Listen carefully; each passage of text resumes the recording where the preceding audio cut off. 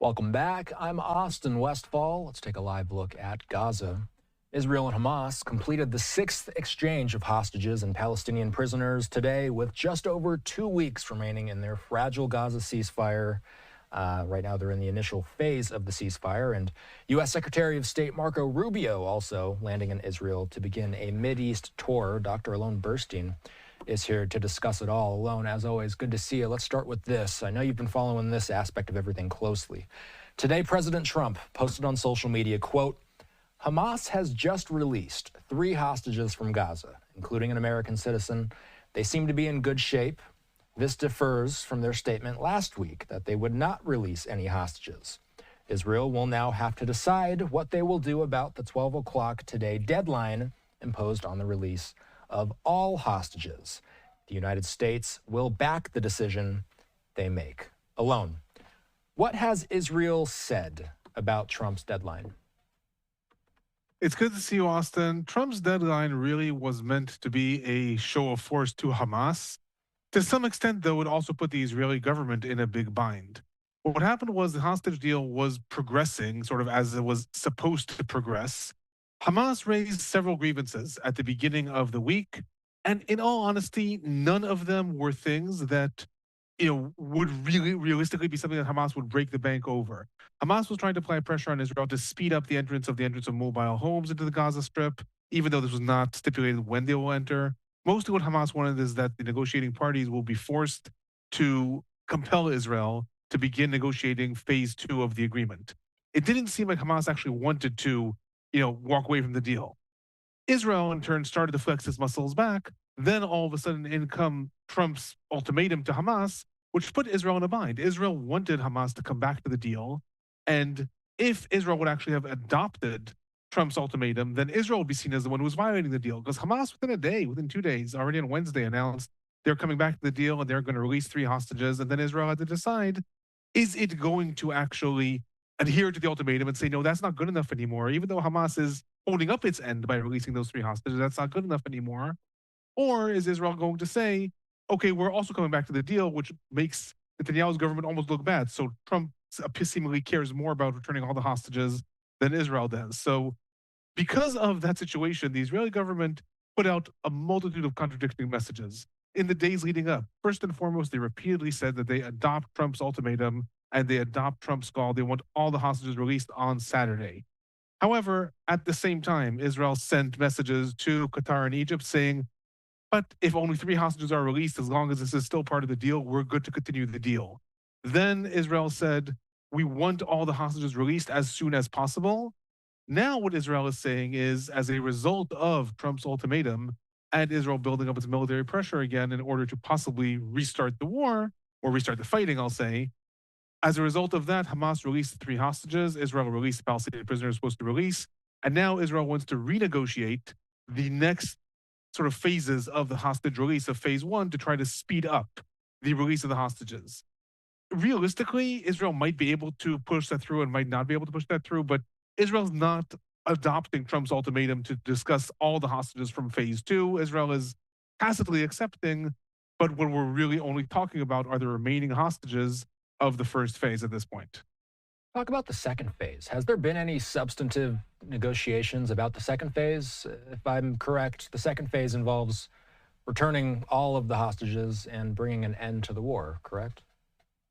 To a large extent, yes. The way the deal is framed, really what the parties agreed to in January 2025 is the Biden deal from May of 2024 that Hamas had agreed to already in July of 2024. And really, Trump saying that the sides have to agree to it kind of compelled Israel to actually agree to it. The sides then negotiated this new agreement, but really all they did is add some sort of appendix. So if we go back to the deal that Biden had proposed already in May of 2024, what that says is that phase 1 is this 42 days that we're in the midst of now. It ends on March 1st. However, that phase 2 will include a complete IDF withdrawal from the Gaza Strip, the complete release of all remaining hostages in exchange for, and at this point this is crucial, in exchange for an undetermined amount of Palestinian prisoners. That's supposed to be negotiated now during phase 1. Phase 2 is also going to last for 42 days. So that's 6 weeks in which the IDF withdraws. hostage release in exchange for release of Palestinian prisoners, which leads us into phase three, which is a complete end to the war. That's a declaration of a complete end to the war, removing the siege, plans to rebuild Gaza, and et cetera, et cetera. Obviously, these plans differ from Trump's plans for the Gaza Strip, but that's leading us into phase three.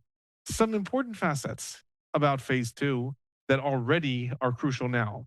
One, according to the terms of the deal, the sides on day 16 of phase one, so already 2 weeks ago, were supposed to begin negotiations on the implementation of phase two. That hasn't happened. That hasn't happened. Israel refused to send a delegation to the negotiations. It did so only several days late.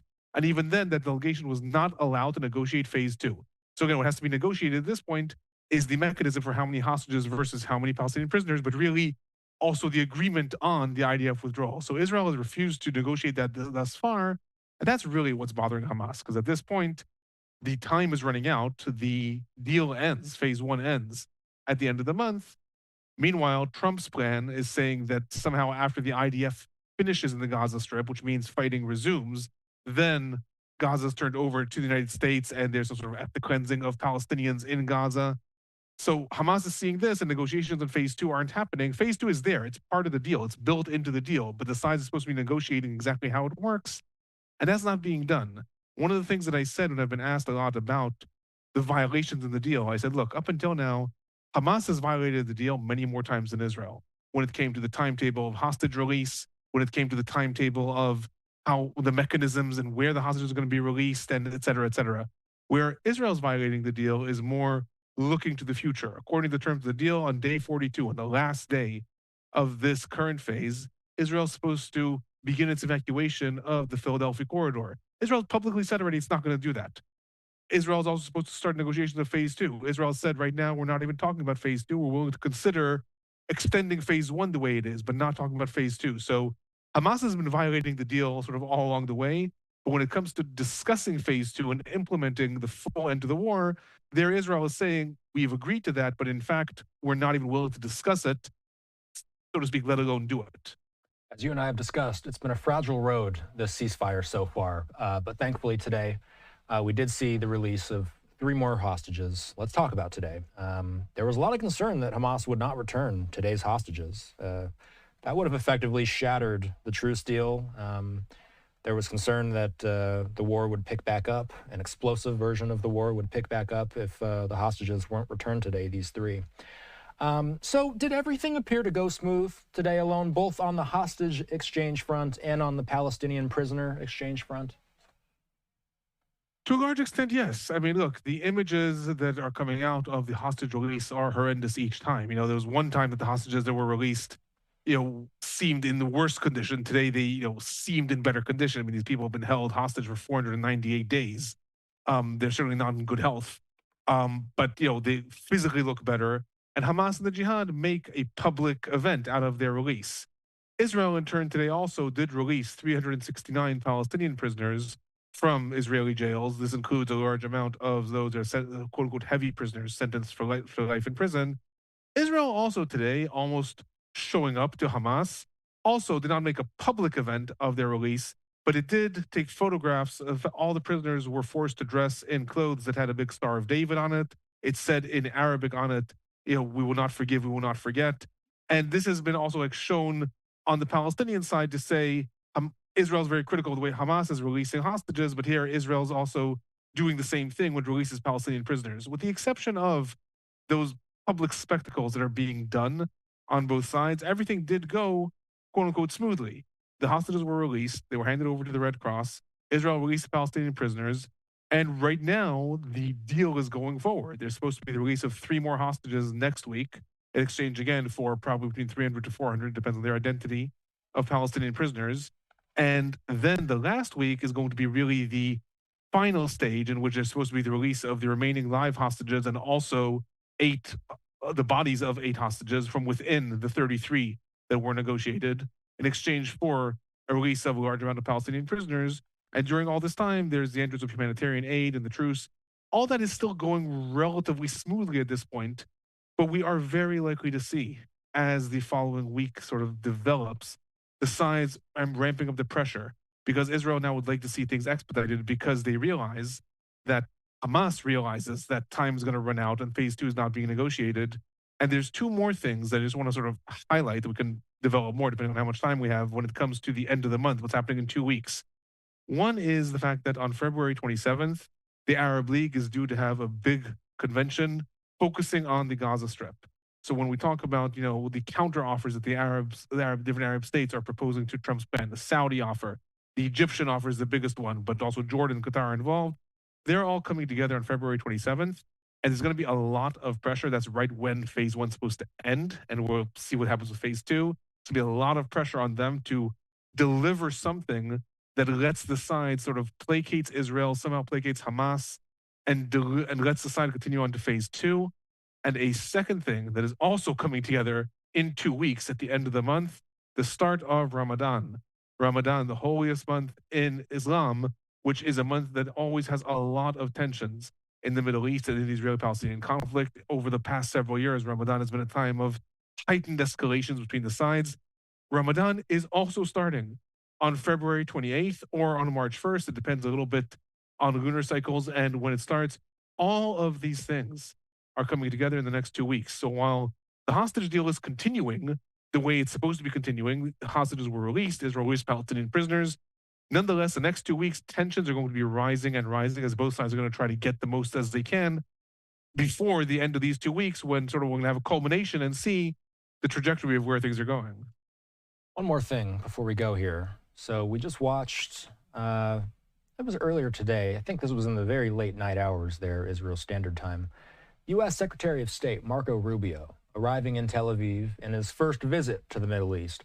What are the stakes of this visit? And obviously, this all comes in the context of everything you've already discussed. But this is the first Secretary of State visit there to the Middle East since Rubio took over for Blinken. What are the stakes?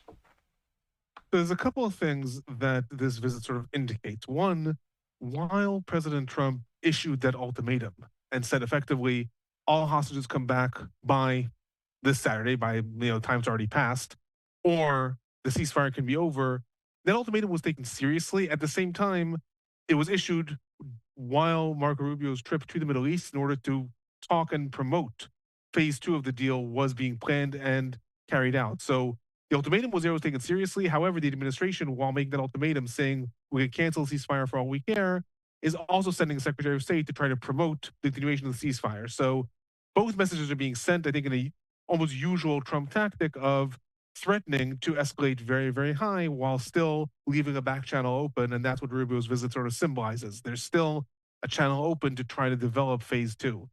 In addition to that, Rubio's visit is also signaling, again, the sort of developing connection between Israel and the new administration. The fact that Netanyahu was the first foreign leader to come to the White House. Now Rubio making his trip to the Middle East. Rubio is going to talk to Israel and to Saudi Arabia. To some extent, Rubio's trip is being framed as though it's there to promote phase two, but also talk about regional issues. The regional issues, however, at this point are so tied very, very closely to what happens between phase one and phase two of the deal. It's really hard to see how you can talk about normalization with Saudi Arabia when Saudi Arabia is now very embarrassed. They were talking about a deal with the United States and Israel for a Palestinian state. All of a sudden, Trump is talking about a mass eviction of Palestinians out of Gaza. So in theory, Rubio's visit is also to discuss regional issues, but in reality, it is very likely that Rubio is going to try to show that Trump's regime is behind Israel no matter what, but also try to apply pressure on Israel to continue to develop towards phase two. And one more thing I'll say before you let me go is another facet that we talked about already a few days ago, but has to be remembered that also Rubio is probably going to discuss in the coming days. On Tuesday, the extended ceasefire between Israel and Lebanon is ending. Yeah. Israel has asked to remain in 5 different locations in Lebanon. Lebanon is refusing to that request. The United States is the main mediator here. Very likely we're not going to see the sides sort of escalate and fall out into all-out war between Israel and Lebanon, Israel and Hezbollah again, but Lebanon is starting to see the pressure. Hezbollah supporters are starting to have more violent protests in Beirut at the fact that Lebanon is seemingly going to tacitly agree to Israel staying there. I expect that Marco Rubio's visit also is going to discuss the situation in Lebanon and how mostly just keep that arena quiet while we're focused on the Gaza Strip. Saudi Arabia is an interesting one because now we're starting to see that there's some of the sides meeting to bring some sort of path to ending the Russia-Ukraine war, and those discussions are going to be taking place in Saudi Arabia. A lot to watch. Alon, the always informative Alon Burstein, he uploads his own Middle East recaps on his personal YouTube channel as well. As always, Alon, good to see you. Thanks. Good to see you. Have a good weekend.